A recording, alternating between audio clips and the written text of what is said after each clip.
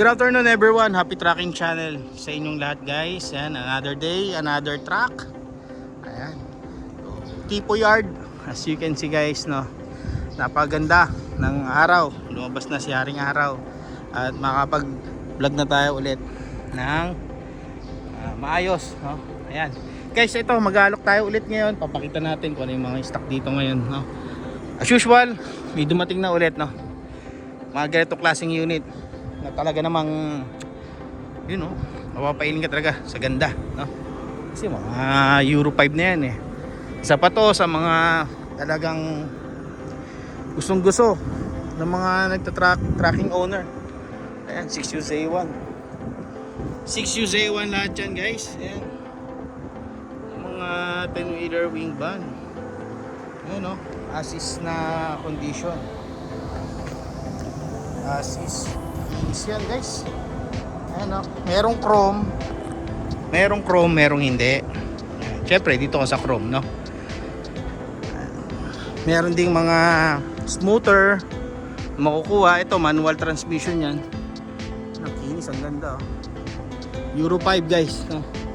Euro 5 na 10-wheeler wing van ang mabibili nyo. Kung hindi nyo afford ng mga Euro 5 guys, pwede kang bumili ng Euro 4. Pero ito yan, ito yung Euro 4 na ano, napaka solid. Ito Euro 3 semi new base. Ito mga Euro 4 bumper light na tinatawag. Medyo iba, 2.1, 1.9, yan, 2.2, depende yan guys kung double differential. Napaka jackpot mo na kung makabili ka ng worth 2.1, no, or 1.9 na double differential, no? Sobrang jackpot ka na dun guys. Wala na kung maayos yung mabibili mo.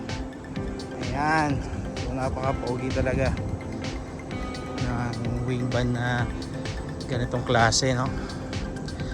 So malapit na tayo makapag-release ng ganitong klaseng unit.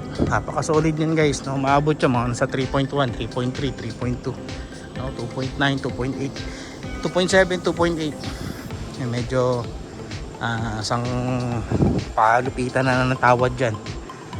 Wheeler wing van na bumper light.